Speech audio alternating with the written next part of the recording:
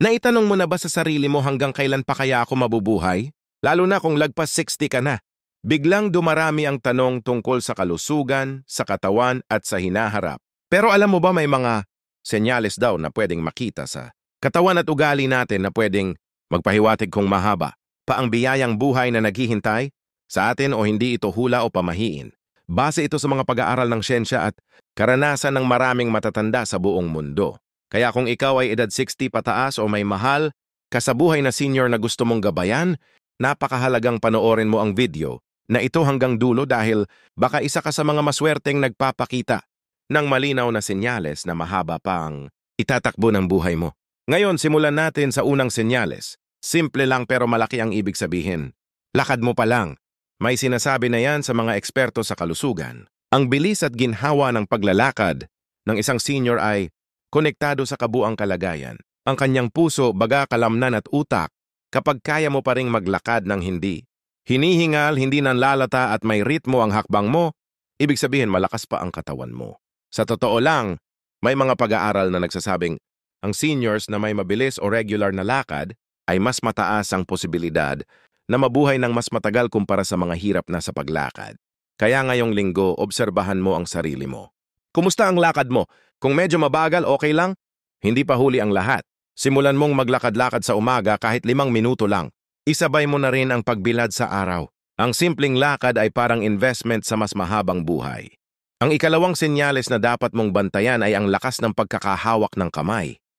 Hindi lang yan tungkol sa pakikipagkamay. Ang lakas ng grip mo ay sumasalamin sa kabuuang muscle strength ng katawan mo. Ayon sa mga pag-aaral mula sa UK at Japan, ang mga matatandang may malakas pa ring kapit ay kadalasang may mas mababang risk ng pagkakaroon ng chronic diseases gaya ng diabetes, heart disease at dementia. Ngayon, paano mo malalaman kung malakas pa ang grip mo? Subukan mong pisilin ng isang bote ng tubig o kaya ay magsara ng takip ng garapon. Madali pa ba sa'yo? Kung oo, congratulations. Isa yan sa mga senyales na malakas ka pa. Kung nahihirapan ka naman, huwag pang hinaan ng loob. May mga simpleng ehersisyo para palakasin ang kamay, gaya ng pagpisil ng stress ball araw-araw o paggamit ng rubber band para sa resistance. Ato pa ang ikatlong senyales. Nakakatulog ka pa ba ng maayos? Marami sa ating mga seniors ang nagsasabi, normal lang naman na magising ng 2 o 3 ng madaling araw, ba? Pero ang totoo, ang kalidad ng tulog ay isa sa pinakamalaking predictors ng haba ng buhay. Ang mga taong may sapat at tuloy-tuloy na tulog kada gabi ay mas malaki. Ang tansang makaiwas sa sakit, mas may malusog na immune system, at mas matalas ang isipan. Kung madalas kang magising sa 10 oras ng gabi at hindi na makatulog muli, baka panahon na parating na ng evening routine mo. Iwasan muna ang kape sa pagkagabi. Subukang mag-relax bago matulog. Pwedeng magbasa ng libro, makinig sa tahimik na musika o magsindi ng essential oils kung meron. Tandaan, ang katawan natin ay parang cellphone. Kailangan ng full charge tuwing gabi para umandar ng maayos kinabukasan. At alam mo ba ang nakakatuwa? Marami sa mga senior na may magandang tulog, malakas ang kapit ng kamay at kaya pang maglakad ng regular, ay yung mga may aktibong lifestyle kahit simpleng-simple lang. Yung naglalakad sa palengke, nag-aalaga ng halaman, nagluluto araw-araw o may malapit na kausap sa bahay o kapitbahay. Kaya habang pinapanood mo ito, gusto kong tanungin ka, alin sa 3 senyales na ito ang nasaupa? Lakad, lakas ng kamay, tulog o baka 3 pa? Kung isa ka sa mga nakaka-relate, ibig sabihin ay nasa tamang direksyon ka. Pero hindi tayo titigil dito.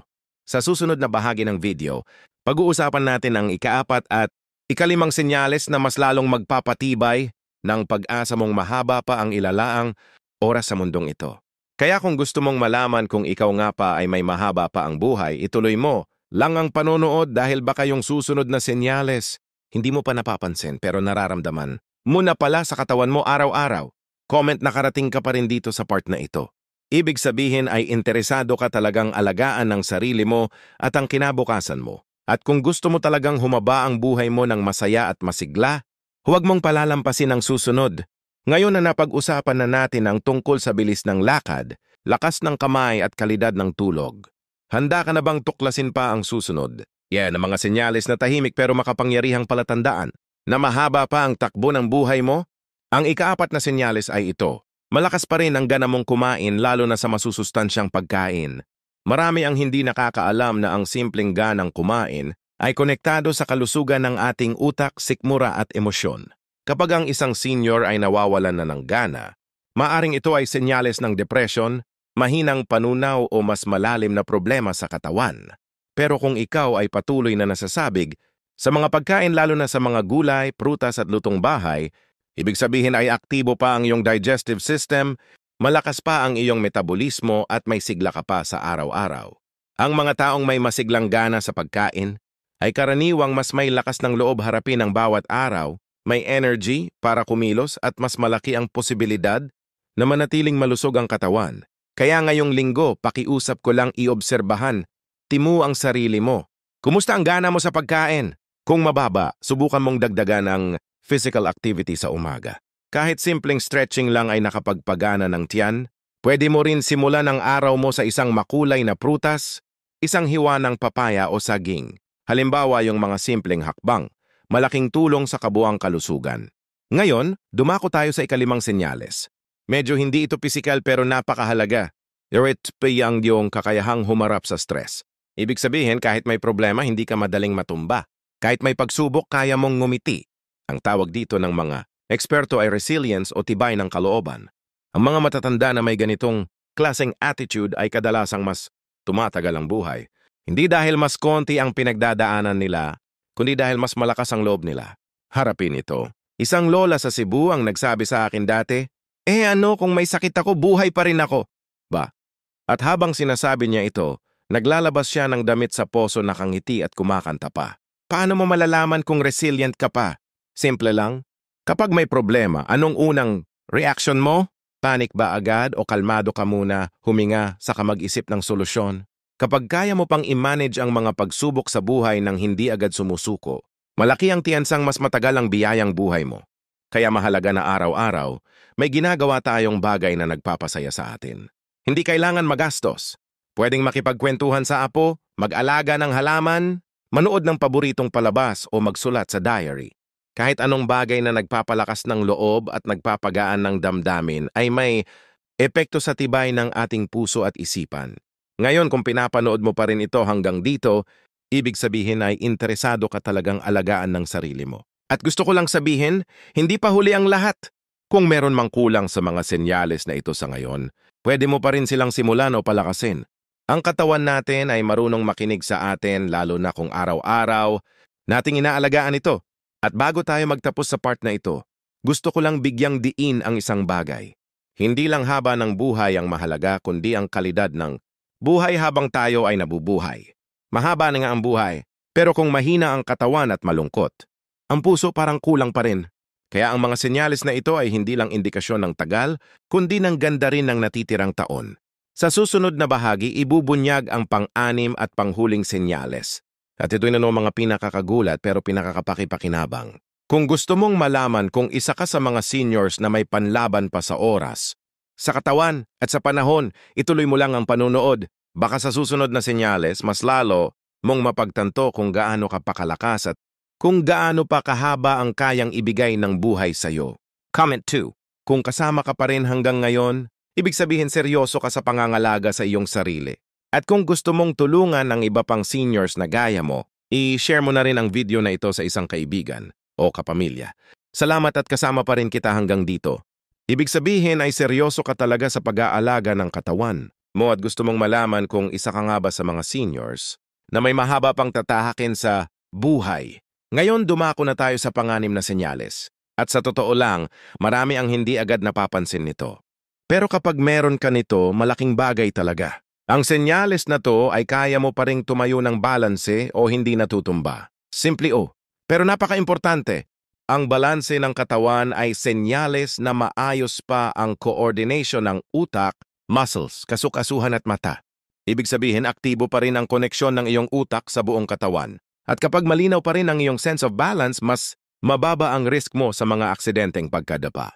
Na isa sa mga pangunahing dahilan ng biglaang pagkapinsala sa matatanda. Subukan mo ito. Tumayo ka sa isang paa ng kahit 10 segundo. Kaya pa ba? Kung kaya pa, ibig sabihin may control ka pa sa katawan mo. Kung hindi, okay lang. Hindi ito dahilan para mawalan ng pag-asa. Ang balanse ay kayang sanayin. pwede kang magsimula sa pag-practice ng Tai Chi, yoga para sa matatanda, o kahit simpleng paghinto sa paglalakad habang nakatayo, ng tuwid na may dalawang paa sa lupa at kamay sa gilid. Araw-araw, sanayin mo ang sarili mo sa mga simpleng galaw na nagpapalakas sa balanse. Bukod sa makakatulong ito para iwas aksidente, pinapatibay rin nito ang koneksyon ng isip at katawan, isang mahalagang aspeto ng pangmatagalang kalusugan. Ngayon ang pangpitong senyales, at para sa akin, ito ang pinakamahalaga sa lahat. Meron ka pa ring malalim na koneksyon sa ibang tao. Hindi mo kinukulong ang sarili mo. May kausap ka pa rin. May mga taong nagmamahal sao at mahal mo rin sila. Base sa maraming pag-aaral mula sa Harvard at iba pang research centers, ang mga matatandang may malalim na ugnayan sa pamilya, kaibigan o komunidad ay masaya, mas malakas at mas matagal. Mabuhay. Kahit wala kang asawa o anak na kasama, sa bahay basta meron kang kapitbahay na nakakausap, kaibigang pwedeng matawagan o grupo ng seniors na kasama mo sa morning walk. Yan ay napakalaking bagay. Ang kalungkutan kapag tumagal ay hindi lang sakit sa damdamin. Nakakaapekto rin ito sa katawan. Napapaba nito ang immune system, nagpapahina sa puso at minsan pa tinutulak ang isang senior sa kawalan ng gana sa pagkain, tulog o kahit paggalaw. Kaya kung isa ka sa mga seniors na may kakwentuhan pa, may ka-Facebook chat o may mga apo na bumibisita, alagaan mo ang koneksyong yan. And kung medyo nag-iisa ka ngayon, huwag kang mag-alala. Pwedeng-pwede mong simulan muli ang koneksyon. Mag-hello sa kapitbahay, dumaan sa barangay health center, sumali sa prayer group or kahit online Bible study. Hindi kailanman huli ang lahat para makipag-ugnayan. Sabi nga sa isang pag-aaral, ang isang matandang may isang tunay na kaibigan ay may mas mataas na chance na humaba pa ang buhay ng higit sa 5 taon kumpara sa senior na walang kausap. Isipin mo yon, isang kaibigan lang pero dagdag 5 taon. Sulit ba? Ngayong napag-usapan na natin ang lahat ng 7 senyales na nagpapahiwatig ng mahabang buhay, tanungin mo ang sarili mo. Ilan sa mga ito ang meron ka? At sa tingin mo, alin ang pwede mong simulan? Ngayon para mapalakas pa ang katawan mo? Pero sandali lang, hindi pa tayo tapos. Sa mga susunod na bahagi, pag-uusapan natin ang 3 bagay na pwede mong simulan. Agad para lalong tumibay ang mga senyales na yan, mga simpleng hakbang na kayang-kaya mong gawin araw-araw kahit sa bahay lang at hindi kailangan ng mamahaling kagamitan. Dahil ang totoo, kahit marami kang senyales ngayon kung pababayaan mo ang sarili mo sa mga darating na taon, pwede pa ring humina ang katawan mo. Pero kung maaga kang kikilos at gagawin ang mga tamang hakbang, mas mapapatibay mo ang pag-asang mahaba pa talaga ang ilalaang buhay mo. Kaya kung gusto mong malaman ang unang hakbang na dapat mong simulan, abangan imo ang susunod na bahagi, ang mga simpleng gawain na yon.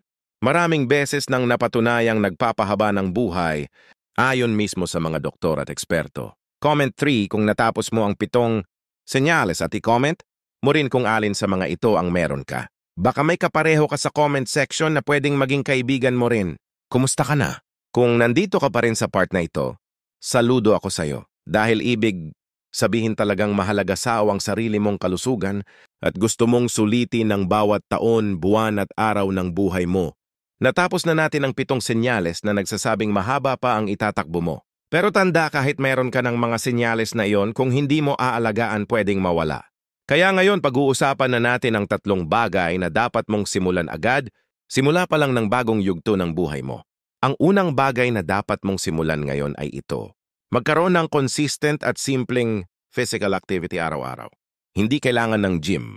Hindi rin kailangan ng mamahaling sapatos o kagamitan. Ang kailangan lang ay konting disiplina, kaunting galaw at kaunting oras bawat araw. Alam mo ba na kahit 5 minuto lang ng paglalakad sa umaga o hapon, ay may malaking epekto na sa puso, utak at kasukasuhan mo. Ayon sa mga pag-aaral, ang seniors na may regular na pisikal na aktibidad ay mas mataas ang chance na hindi tamaan ng stroke, heart disease at dementensya. Bukod pa doon, mas bumabagal ang pagkasira ng muscle, mas tumitibay ang buto at mas magaan ang pakiramdam araw-araw. Isipin mo ito, araw-araw kang gagalaw para lang gumaan ang katawan mo. Pero ang kapalit ay mas matagal na buhay. Sulit na sulit, hindi ba? Kung hirap ka ng maglakad sa labas, pwede mong simulan sa loob ng bahay. Maglakad-lakad sa hallway, umakyat baba ng ilang hakbang, gumalaw habang nanonood ng TV, may mga simpleng stretching na pwede mong sundan sa YouTube, o kaya magtahi o chair exercises kung mas comfortable ka. sa ganong galaw.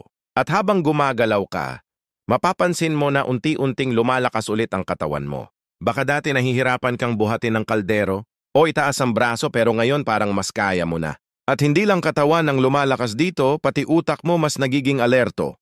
Kasi ang paggalaw ay nagpapadaloy ng dugo sa utak at yan ang nagbibigay sigla at linaw sa pag-iisip. May kakilala ko isang lolo sa Pampanga. 6 na siya pero araw-araw siyang nagwawalis sa bakuran. Sabi niya, kahit pawis-pawis ako, ang saya ko. Parang pakiramdam ko bumabata ako. At hindi nga siya nagkakasakit. Hindi rin siya mabilis mapagod. At higit sa lahat, masayang-masaya siya sa buhay.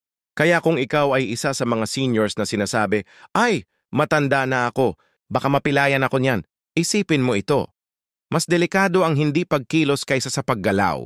Ang katawan, kapag hindi ginagalaw, unti-unting humihina.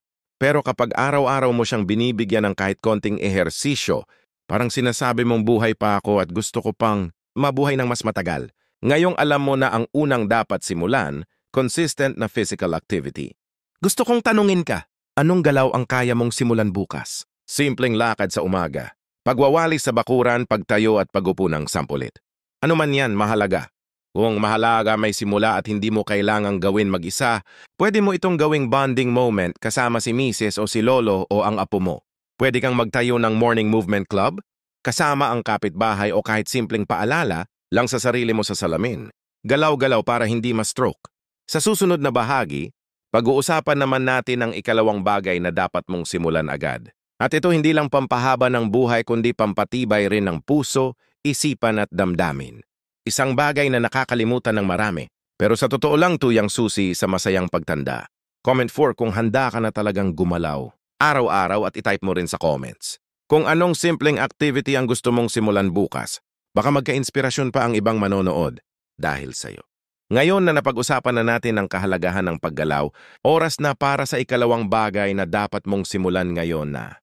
Para sa marami, ito ang mas mahirap kaysa sa pag-ehersisyo, ang pagpapalakas ng koneksyon mo sa ibang tao. Hindi. Panito obvious sa una. Pero ang kalungkutan at isolation ang isa sa mga pinakamatinding silent killers, ang mga matatanda. Marami sa mga senior citizens ang magaling magtago ng lungkot. Tahimik lang, nakatitig sa bintana, walang kausap buong araw. Pero sa loob-loob nila, sabik sa atensyon, sa simpleng kumustahan, sa isang kamay na hahawak sa kanila. Kaya kung gusto kung humaba pa ang buhay mo at higit sa lahat, mas maging makabuluhan ang bawat araw, kailangan mong simulan ng muling pakikipag-ugnayan. Hindi ito nangangahulugan na kailangan mong magkaroon ng maraming kaibigan. Kahit isang taong totoo mong nakakausap, araw-araw ay sapat na para makaramdam ka ng koneksyon sa mundo. Ang mga tao na may malapit na ugnayan sa pamilya, kapitbahay, simbahan o kahit online ay mas mababa ang chance na dapuan ng depression. Mas mataas din ang emotional resilience nila. At ayon sa mga pag-aaral, mas humahaba ang buhay nila ng ilang taon. Isipin mo to, masaya ka, may kakwentuhan ka, may dahilan kang bumangon araw-araw, yun palang panalo ka na. Ngayon baka iniisip Yumim, wala naman akong kasama sa bahay. Lahat sila may kanya-kanyang buhay na. Oo, totoo. Pero hindi ibig sabihin na wala ka nang pwedeng kausapin. Baka may kapitbahay kang hindi mo pa nakikilala. O baka pwede kang sumali sa isang senior group sa barangay o kahit online group sa Facebook na para sa mga kaedad mo. Meron na ring mga online maths or Bible studies para sa seniors. Hindi mo na kailangang umalis ng bahay para makipag-ugnayan. Kung may cellphone ka, subukan mong mag-text o tumawag sa isa mong anak, apo o kaibigan, kahit simpleng kumusta ka na. Sapat na para simulan muli ang koneksyon. Isang simpleng kwento, may isang lola sa Iloilo, 74 years old. Matagal na siyang walang kausap sa bahay. Pero isang araw nagdesisyon siyang magtanim ng mga gulay sa paso. Araw-araw binibisita siya ng isang batang kapitbahay para tumulong. Doon nagsimula ang kwentuhan hanggang sa naging routine nila. Isang simpleng tanim, isang simpleng hello. Pero yun ang naging dahilan kung bakit muling naging masigla si Lola. Hindi kailanman. Huli para muling makipagkaibigan. Kaya simula ngayon subukan mong humanap ng paraan para makipag-ugnayan ulit. Kung may alitan sa pamilya, baka ngayon na ang tamang oras para ayusin. Kung may kaibigang matagal, nang hindi nakakausap, baka isang mensahe lang ang kulang para muling mabuhay ang inyong koneksyon. At kung iniisip mong nakakahiya na o nakakabigat lang ako, isipin mo ito. Karapat-dapat kang mahalin, pakinggan at pahalagahan. Ang iyong boses ay mahalaga, ang iyong kwento ay may saysay at ang iyong presensya ay may silbi para sa iba at para sa sarili mo. Minsan kailangan lang nating paalalahanan ang sarili natin, hindi tayo nag-iisa. At kung lalapit tayo kahit konti lang, madalas may taong handang sumalubong sa tinang bukas ang palad. Kaya kung gusto mong humaba ang buhay mo, hindi lang sa taon kundi sa saya, simulan mo ulit ang koneksyon. Hanapin mo ang mga taong kaya mong abutin at hayaan mo ring abutin kaila. Sa susunod na bahagi, pag-uusapan na natin ang ikatlo at huling bagay na dapat mong simulan ngayon. At ito kahit gaano kakatanda, kahit anong estado mo sa buhay, pwedeng-pwede mo itong gawin. Walang gastos, walang komplikasyon, pero may